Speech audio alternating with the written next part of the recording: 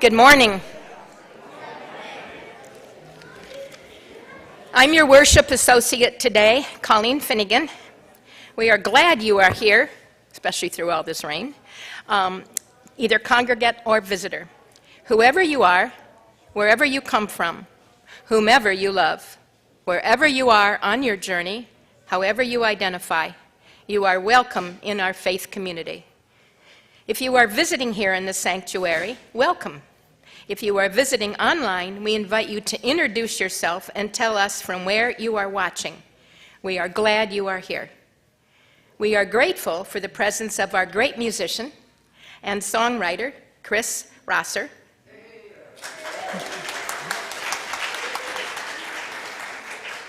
Our musical director, Dr. Les Downs. And our tech staff, Jess Foss and Stephen Carter. Now let us prepare for worship with today's centering music.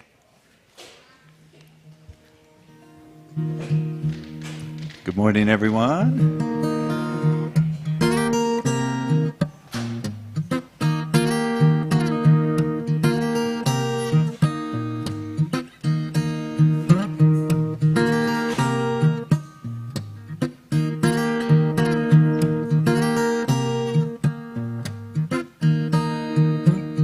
Sacred spaces we are making when we gather and we sing round the campfire in a street choir. Join the circle, let it ring.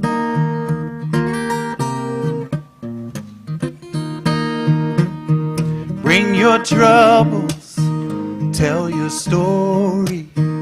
Pass the old guitar around. Raise your voices, make it joyous. Listen for that holy sound. Ain't that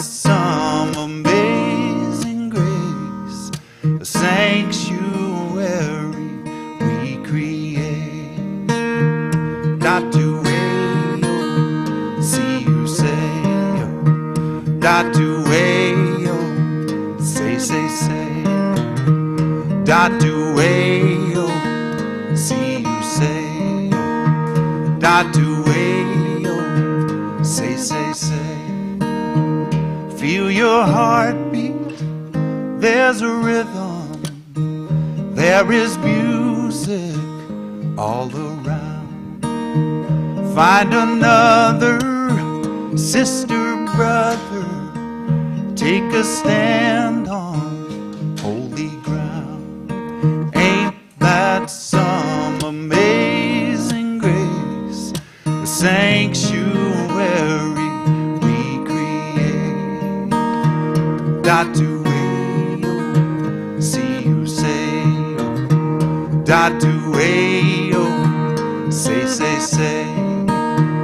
Dot to way-o, see you say. Dot to way-o, say, say, say. Ain't that some amazing grace, the sanctuary we create?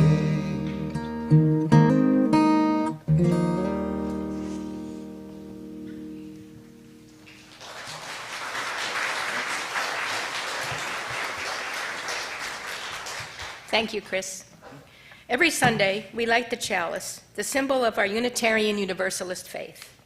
Our words this morning are by Reverend Maureen Cloran. It is a responsive reading. Your words are, "Let there be light." As the kindling of this chalice calls us to community, as the flame of this chalice reminds us of our values, as the glow of the chalice encourages us to hope, let there be light.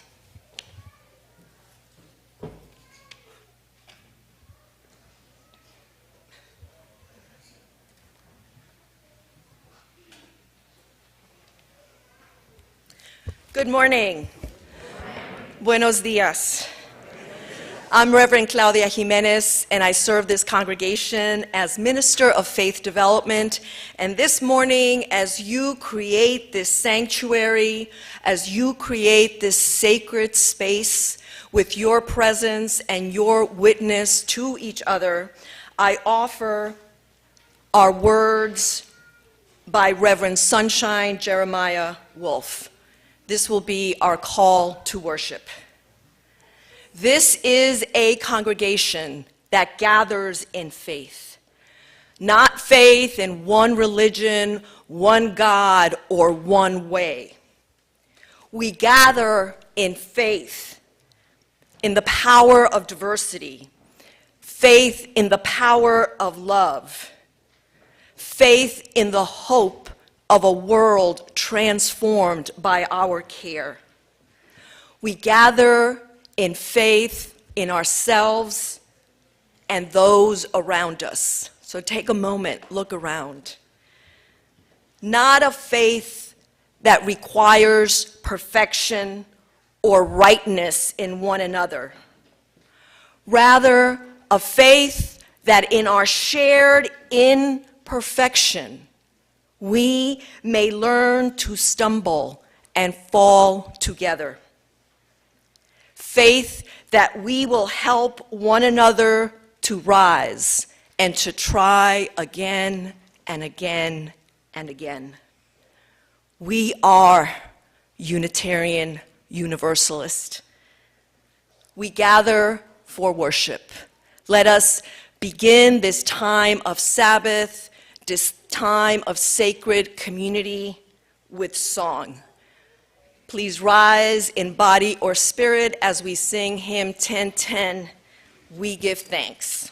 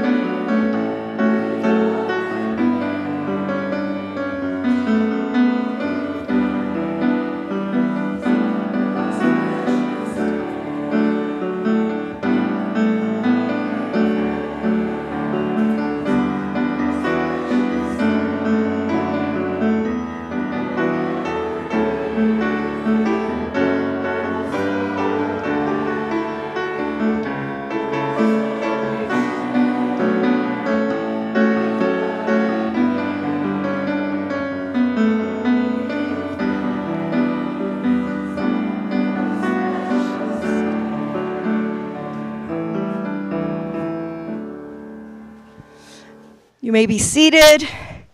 And now is the time for our wisdom story. And I wonder, goodness, what is in our wonder box this morning? And so I need a few volunteers to help me see what is in here. So I think I need 3 people because there are 3 things in here. 1, 2, and 3. Okay. So let's see, what do we have? All right. We've got, let's see, what is this? Oh, look around. Do any of you see these anywhere in the sanctuary? This is our welcome to We Worship space. And today is the anniversary. This is the first year that we have this lovely space here at the front of the sanctuary as a way of creating that beloved community that we so much speak about. Because one of the characteristics of beloved community is that it's multi-generational. So the kids are welcome to be here. The adults are welcome to enjoy the blessing of their presence with giggles and jiggles and everything that comes with it. And parents are also welcome to talk to their children about worship, what it means to worship in community, and how we behave in community together. So I think we deserve a big round of applause for the first anniversary of We Worship. And we have pipe cleaners to remind us that it's a quiet space and we work quietly with the objects that are there. And what else do we have? Oh, we have a storybook and we have a child's book of blessings and prayers. Thank you, because today we are going to be talking about prayer. But I want to offer you a short story, and the title of the story is The Cure. Does anybody know what that word means? What does it mean? What does cure mean? To fix or make better. To fix or make better. To get rid of a virus. Oh, to get rid of a virus. Don't we know about that? Paxlovid and all. Okay, so our story is called The Cure, and it's about a little girl named Maggie, and she is very, very sick. And so she's in the hospital. She's not feeling too happy. If you were sick, how would you feel? Terrible. Terrible, sad, and she was definitely feeling sad because not only was she sick, but her friends, and she had many of them, were kind of afraid to visit her. Why do you think they were afraid to visit her? So they don't spread the virus. Right, because if she had a virus, say like COVID, she could spread it. So maybe they're keeping their distance. But that still made her sad. So one day, she heard a knock on the door, and 3 of her friends showed up. A minister, a doctor, and a magician. And so she was glad that her friends were there. And so they came in and they said, oh, we know you're sick, and we're here to visit you. And what do you think the doctor said? I'm going to try to cure you, right? What do you think the minister said? I'm going to pray for you. And what do you think the magician said? I'm going to entertain you. Oh, I'm going to entertain you, and I'm going to look at my magic books and my potions and my spells and see if I can come up with a way to make you feel better. So as happy as they were to see her, sad because of her situation, they said, we're going to go away, and in 3 days, we'll be back, and one of us will have a cure. We'll make you better. So the 3 days went by, and the doctor was in his laboratory trying to figure out, how am I going to make her better? What medication can I create? The minister was praying and lighting candles and holding her in care. And the magician was looking at all his potions and spells. But none of them, 3 days later when they came up, had a solution. And they started crying because they were sad that they couldn't help her. And guess what Maggie said? Maggie said, don't cry. Before I was sick, I had many friends. But as we discussed earlier, they're afraid to visit me. This disease I have is a terrible one, but it's nothing compared to the loneliness that I feel. I know loneliness is the worst disease of all. And this is what she said to the doctor. Right now, the medicine that I need the most is your friendship. And to the minister, the prayer that I need the most is for you to simply be with me. And the magic that I need the most, she said to the magician, is your love. And so the doctor, the minister, and the magician gathered around the little girl and laid their hands upon her. And in the silence that followed, it is said that they found the cure. So what did you think about that story? Any thoughts about the story? I think it was very, I'm not sure how to describe, but it was like very good and sad. Yeah, sad. Yeah, it was sad. It was a little hopeful maybe. And it reminds us that sometimes the most important things are our love and our presence and our being with each other. So that's our story this morning. You have been wonderful listeners. It has been a pleasure to share this story with you. And now I invite you to go out to your classes as we sing you out. The slide will come up. Your teachers will be outside. And if we have parents visiting with their children, you are welcome to go to Sandberg Hall and accompany your children to their classes. Let us rise in body or spirit and sing our children to their classes.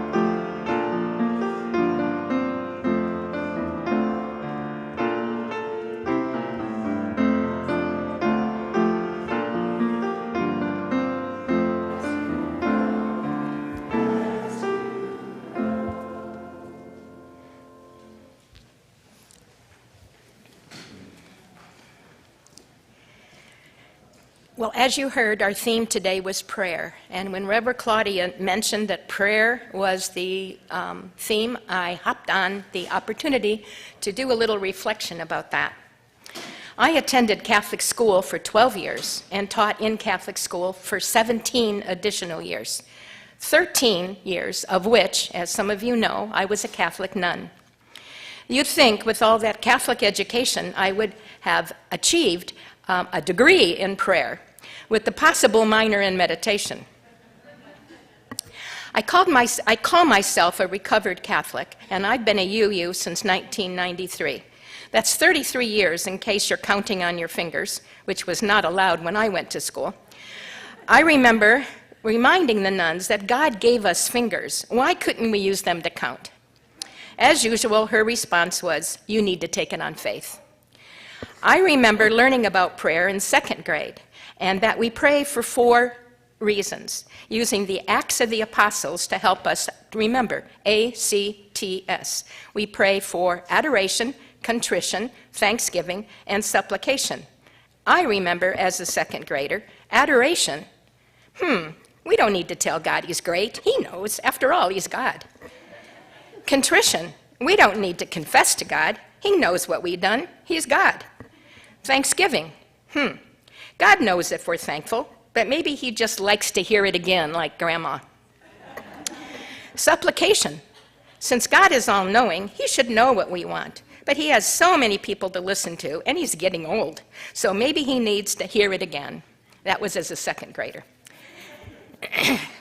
I remember when teaching special ed later in my career and talking about prayer with high school kids and saying, you know, it's like adoration, walking into the house and telling mom how young she looks with her new haircut, and then, contrition, admitting that you hit the mailbox with her car, while being thankful, Thanksgiving, that nobody got hurt, and then supplication, petitioning her not to ground you. And I remember how the high school kids reacted to that. But prayer doesn't have to be religious. For me, prayer is more like meditation, more like mindfulness, checking in with myself on how I feel, or focusing on my goal. Using a type of prayer, I assured myself in August that my heart surgery would be successful. It was. Using prayer, I remind myself of my ability to conquer a challenge, encouraging myself to walk that extra mile, and I did. I walked 2 yesterday. To play that difficult tune on my dulcimer, and that's this afternoon, or to be worship assistant here at UUCA, and obviously that's now. Bottom line, our Christian friends, some of whom may also be UUs, don't have a monopoly on prayer. Each of us can redefine it in our own way, for our own good, for our own use, or not.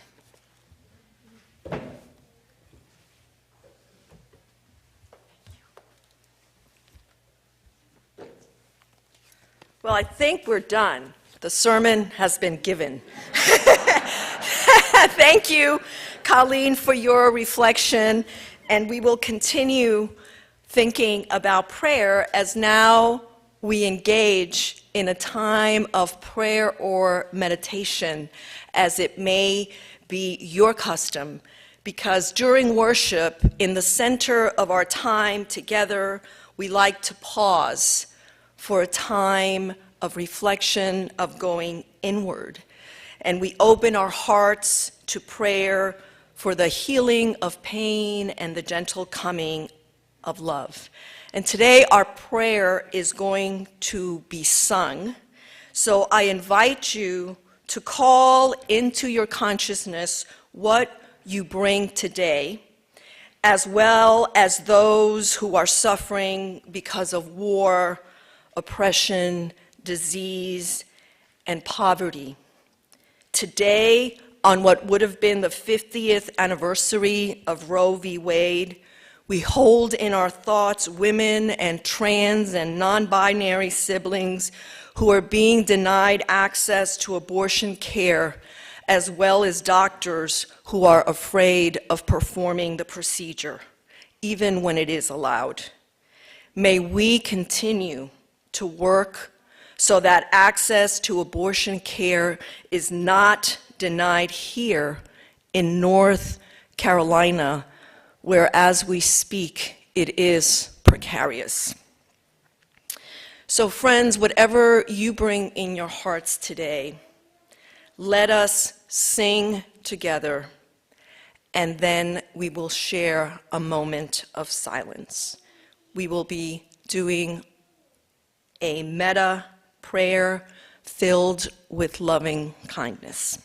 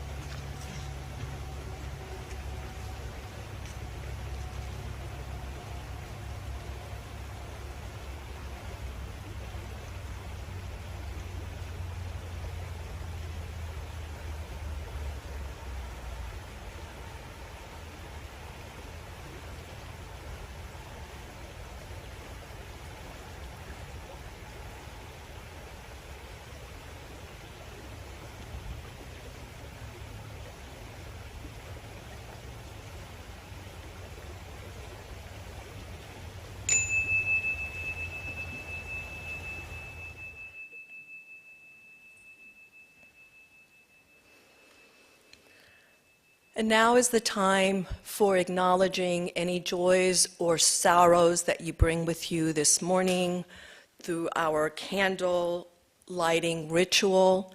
If you are here, you are invited to light a candle. If you are home, you are invited to share a joy or sorrow in the chat box. Let our ritual begin.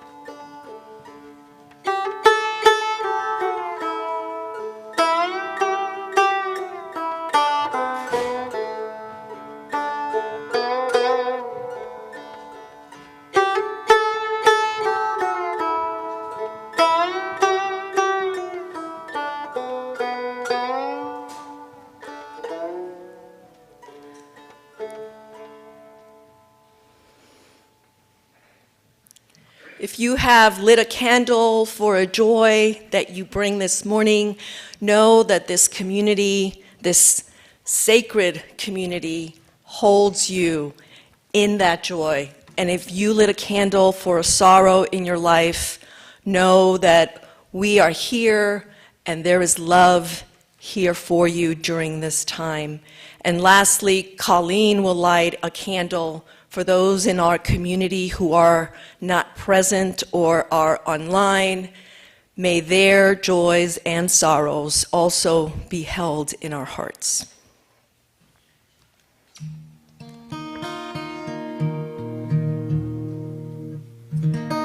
So I'm going to play a new song for you. When I heard the theme for today, I'd been working on the song for a while, and I thought this would be a good excuse to actually finish it. So this is brand new.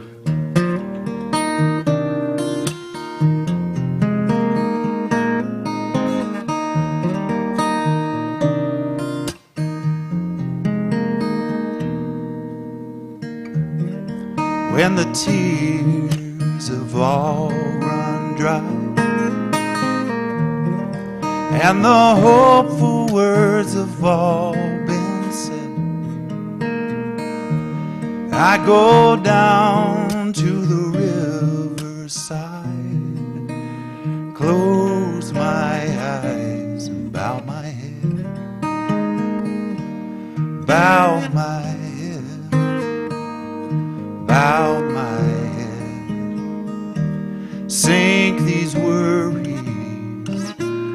to the riverbed. I surrender to the sea,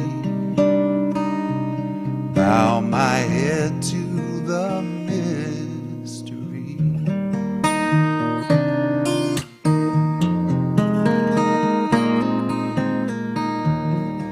So many things that I can't know, so many troubles lie ahead. Water like a kindness flows when I close my eyes, bow my head, bow my head, bow my head, sink these worries to the riverbed. I surrender to the sea,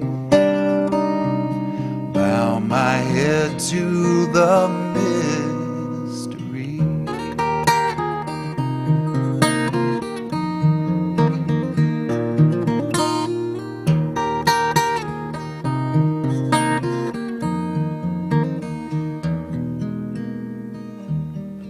When my feet are far from any shore, and the trail becomes dusty and dead, I can fill my heart with the ocean's roar when I close my eyes and bow my head, bow my head, bow my head, sink these worries to the riverbed. I surrender to the sea, bow my head to the mystery, bow my head to the mystery.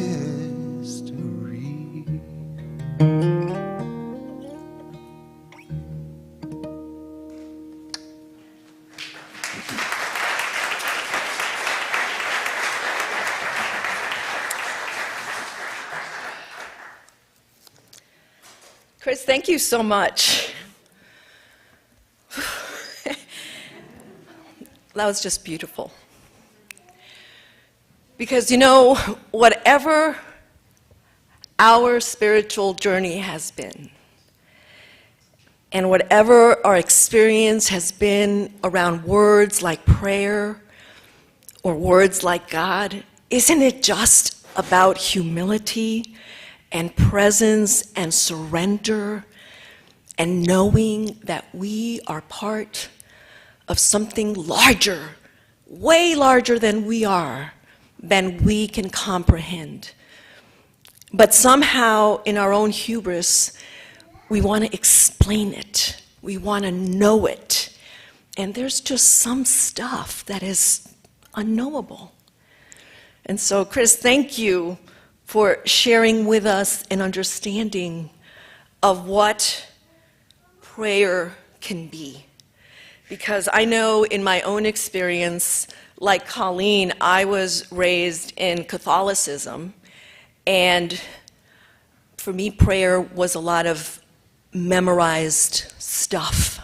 What you say when you are in a ritual, or even what you say when you go to confession because you have misbehaved. And then that prayer where you ask for something and you don't get it. And I remember as a young person, I really thought it was because of my sinful nature. And exploring that is material for another sermon. The dogma of original sin, not my sinful nature.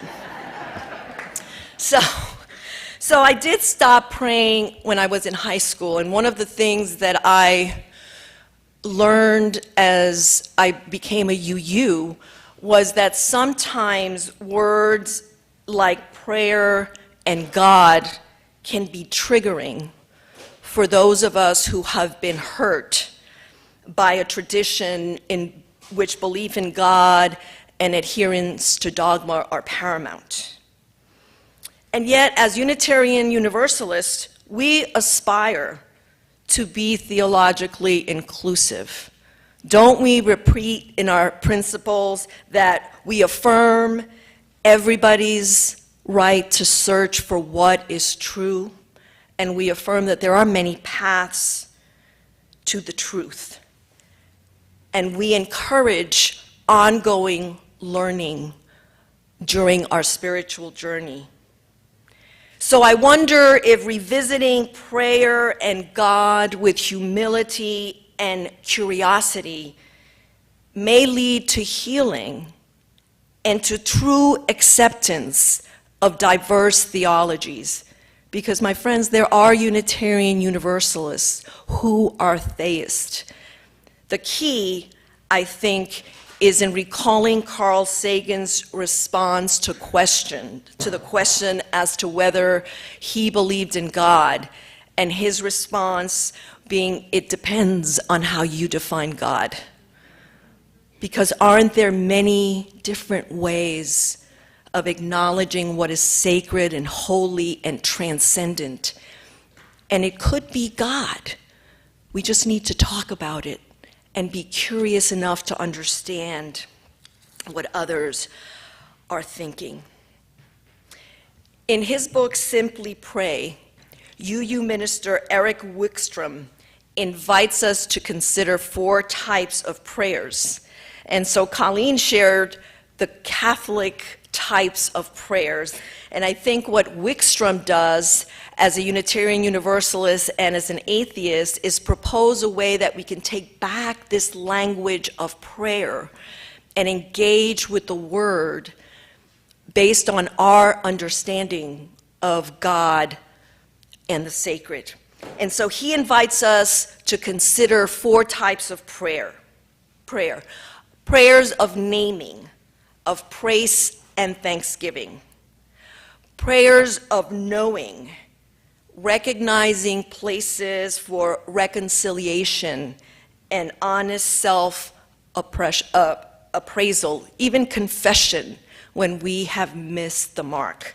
So naming, knowing, listening, quiet meditation or contemplation, and loving, intercession, holding in consciousness and awareness those in pain and need.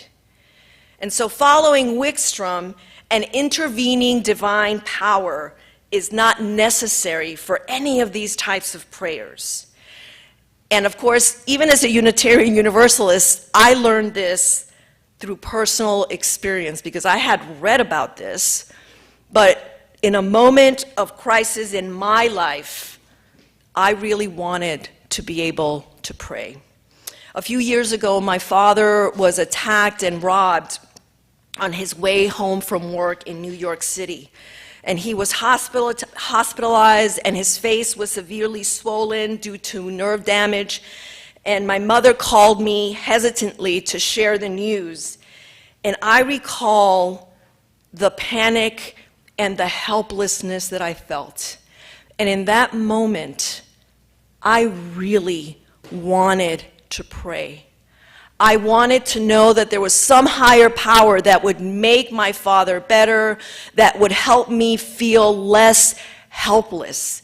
And it really was a moment of crisis. What could my Unitarian Universalist faith offer me in that time? And so I reached out to my UU minister for solace. And we had a great conversation that was just really rooted in the reality of the fact that bad things happen, that people can be evil, and that all we can really do when things happen is, like in our story, be present to each other, be loving to each other, and that's pretty much all we can do, because we can't fix these things.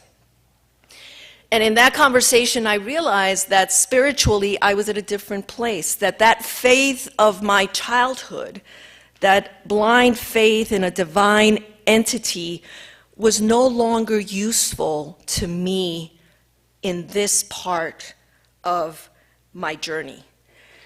And during that time, I was working as a religious educator, and I must say that my work for 17 years with our youngest UUs is what taught me about Unitarian Universalism and about what it means to be a Unitarian Universalist. And it so happened that that year, we were doing a unit on prayer with our elementary age students. And we talked about different practices in different religions, about how meditation, how song, how dance, how cooking, how many different things in our lives can be sources of prayer and true meditation and contemplations. And so one of the ways we talked to the children about prayer was that it could be a way of looking into oneself and being truthful to oneself while answering the following questions. What am I thankful for? What am I sorry for? What am I hopeful about? And I think this very basic way of looking at prayer that we taught our children in that congregation can also help us as adults reframe our understanding of prayer. These questions, as we reflect on them, invite us to silence, to stillness, to humility, to discernment. And it is that kind of prayer that challenges us to be the best person that we can be. It is the kind of prayer that truly transforms. Because when you think of prayer, whatever the tradition, the prayer is really for you, for your acknowledgement of your hopes, your sorrows, and your celebration. When we gather in community and we pray or meditate, it is an opportunity to voice our collective yearnings, our collective joys, and to be witnesses to each other. And in that sense, my friends, we are the answer to each other's prayers. It is how we are in the world that allows us to be a comfort for another or to cause pain and sadness for another. And even when we cause pain or sadness, there is always redemption. There is always the possibility of forgiveness, of reflection, of apology. So prayer puts us in that place of really reflecting and looking inward. Saying to someone, "You are in my thoughts and prayers," can then be more meaningful than just something that we often hear elected officials say that has no action behind it, right? And so that term becomes useless because we associate it with that way of talking about prayer. But what if we shift the understanding? What if we take back prayer, and when we talk about "you are in my thoughts and prayers," it means that I'm at the ready to be present to you. In this congregation that manifests as people making meals for each other, as people visiting each other, as people checking in on each other and giving each other a phone call. That is an answer to a prayer that we can each do. And so I embrace UU Minister Reverend Kate Braestrup's description of prayer as a moment to pause and make room in life for clarity, attention, and gratitude. It may and it is comforting to know that you are in someone's thoughts, that someone is thinking about you when you are grieving or ill. It makes me feel less alone. And in this world today, loneliness is another epidemic. I think through COVID we noticed, in fact, how many people are lonely and isolated. And we should be thinking about people we know, people in our community that we can be reaching out to. Because as our young friend in the story said, your presence and your love are that cure to loneliness. And even here in our congregation, when we light a final candle for those that are not with us, it is a symbol that we are willing to be present for others in time and present to others even though they're not here. And I just will share a story with you of why I introduced that candle, that final candle, to the service. And it happened a few years ago when a relatively new member to this congregation called me. She was going to have a major surgery. And she asked me if we had a prayer circle, because she would like the prayer circle to pray for her. And so I said to her, as Unitarian Universalists, we have many different spiritual practices. For some in our congregation, prayer is a practice. However, we don't have a prayer circle that I can commend you to. However, when we do our candle lighting ritual, I will light a final candle in your honor for your surgery.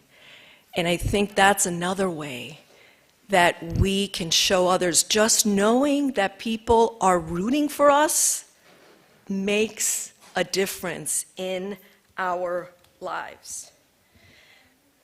And sometimes, I admit, I can be sarcastic about prayer in some contexts because I'm human, and sometimes when I hear people talking about prayer in ways that are not leading to action, I go back to then, oh, why bother?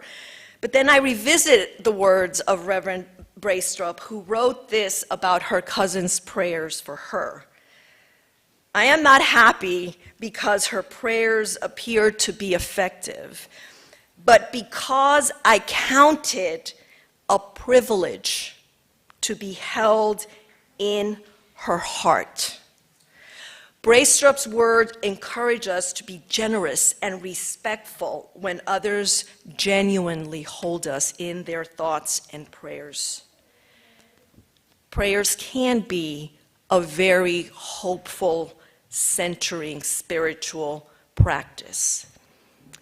And yet I understand that as Unitarian Universalists, we have so many diverse understandings of spiritual practices. So if prayer is not a meaningful practice to you, I invite you to consider what spiritual practices or rituals in your life support you during times of celebration, during times of gratitude, during times of remorse, or during times when you're feeling despair for the world. Just think about what practices ground you, what takes you back to your center. And today after service, we will have at 1 o'clock a labyrinth, which is an example of one of those centering practices. So if you are able to join us, that labyrinth is sponsored by our CUPS group, our Covenant of UU Pagans. And if any of you need a prayer, don't laugh, but you can call prayer@uuasheville.org, or you can email prayer@uuasheville.org, and one of the ministers will come into the sanctuary and light a candle in your honor so that you know that you are held and thought of in love by this community. And lastly, if you want to share any joy or sorrow with the congregation, you can always contact Venny Zachritz, and she's the one that puts the TLC, This Loving Community, in the e-news. So there are many ways beyond our Sunday mornings to be present to each other, because life is complicated, life is hard, and we need one another. So as you move forth this week, may there be time in your life for silence, for reflection, for feeling connection to the larger community and something greater than yourself in this amazing universe in which we live. And I end with Mary Oliver's thoughts on praying. She wrote, "It doesn't have to be the blue iris. It could be weeds in a vacant lot, or a few small stones. Just pay attention, then patch a few words together, and don't try to make them elaborate.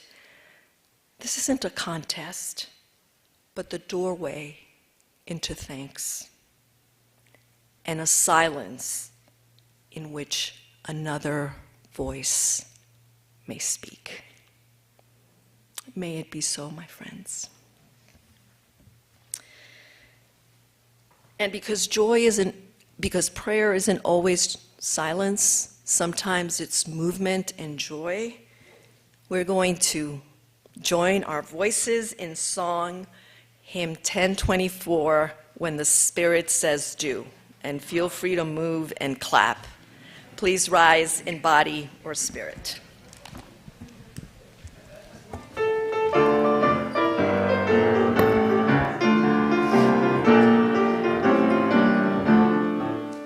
You gotta do when the Spirit says do. You gotta do when the Spirit says do. When the Spirit says do, you gotta do, oh Lord. You gotta do when the Spirit says do. You gotta pray when the Spirit says pray. You gotta pray when the Spirit says pray. When the Spirit says pray, you gotta pray, oh Lord. You gotta pray when the Spirit says pray. You gotta dance when the Spirit says dance. You gotta dance when the Spirit says dance. When the Spirit says dance, gotta dance, oh Lord. You gotta dance when the Spirit says dance. You gotta clap when the Spirit says clap. You gotta clap when the Spirit says clap. When the Spirit says clap, you gotta clap, oh Lord. You gotta clap when the Spirit says clap. Woo.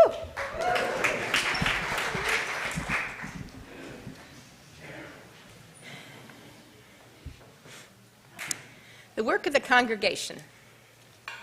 We'd like to invite visitors to stand and introduce themselves and tell us where you're from. We have microphones that will be handed out to you. So raise your hand if you are visiting today, please.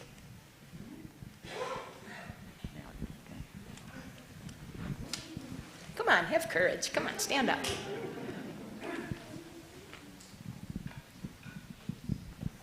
Hello, hello. Hi.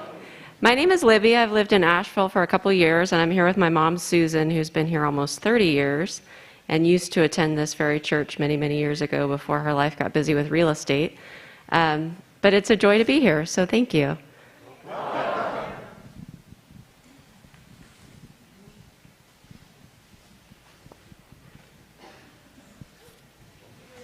more visitors? It's unusual. Usually we have a bunch. Maybe the rain kept them home.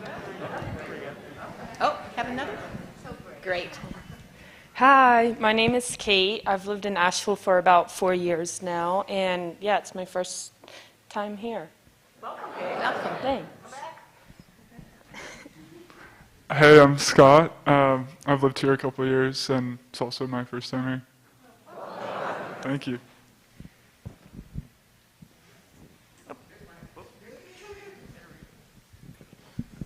Hi, I'm Ben Tolton. I didn't know if I'd be considered a visitor because we live here, but yeah, this is my first time.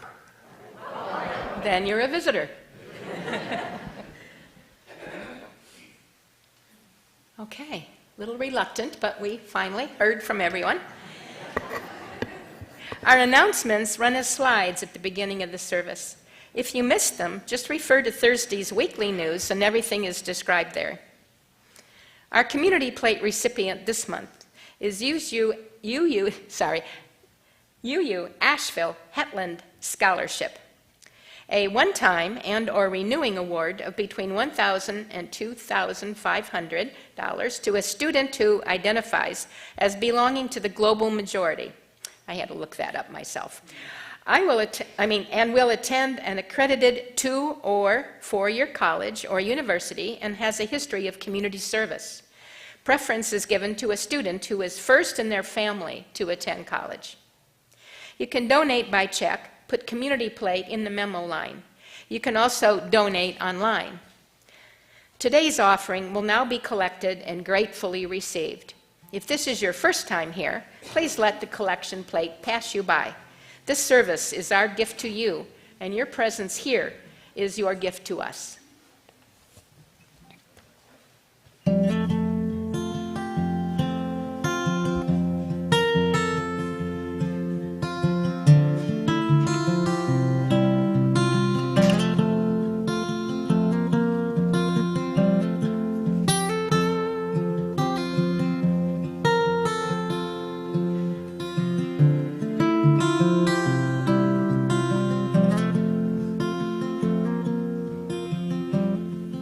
In the belly of the ocean or on a mountain high,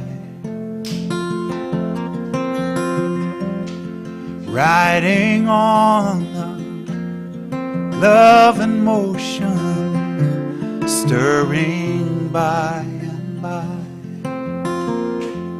in the beauty of the jasmine, waking souls repair,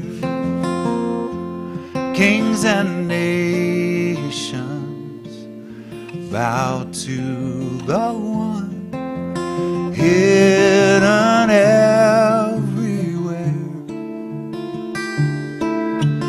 hidden everywhere.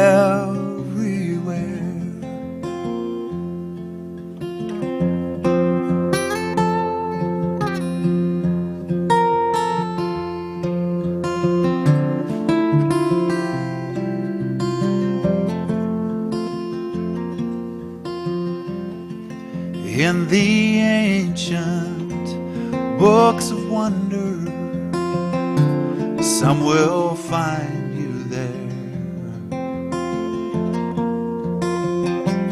riding on a cloud of thunder, sleepers unaware,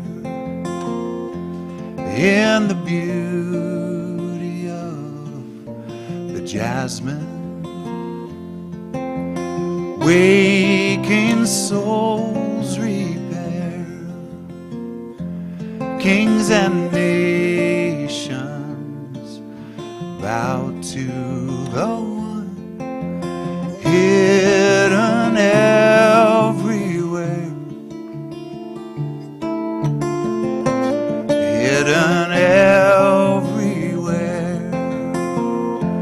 kings and nations bow to the one hidden everywhere,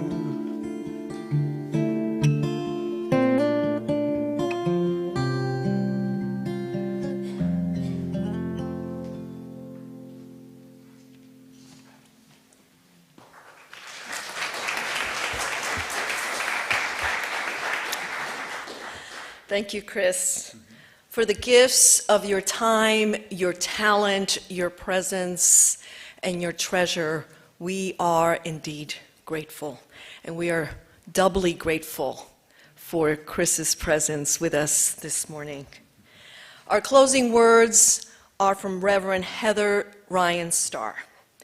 May whatever gatherings or activities we engage in this Sunday afternoon help restore us, our connections to one another, our sense of hope, beauty, and fun in the world, our deep knowing that we have to take care of ourselves and each other with love and joy if we are to soulfully survive the world's mayhem. Go in peace, friends, and as we finish our service, I invite you to rise in body or spirit to sing our closing song, which is a blessing. So please bless each other. It will be followed by the postlude, and if you need to leave early, please do so quietly so others may enjoy the music. Let us sing.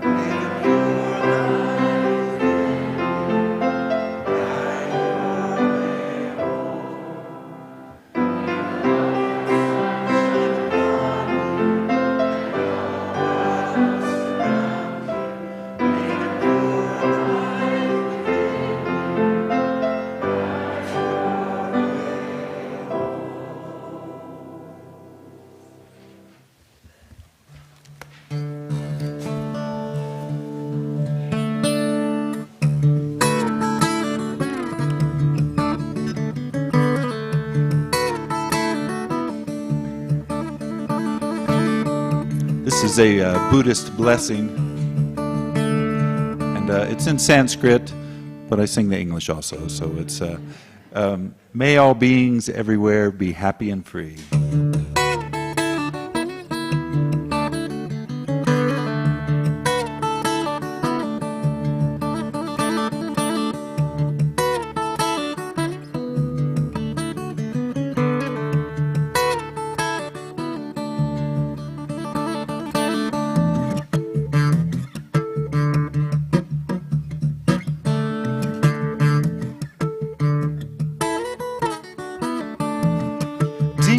Tana derina, tana derina, tana derina, dim tana derina. Dim tana derina, tana derina, tana derina, dim tana derina. Loka samasta sukhino bhavantu. Loka samasta sukhino bhavantu. Loka samasta sukhino bhavantu. Loka samasta sukhino bhavantu. May all beings everywhere be happy and free. May all beings everywhere be happy and free. May all beings everywhere be happy and free. May all beings everywhere be happy and free. Hello, hello, hello, hello, hello, hello, hello, hello, hello, hello.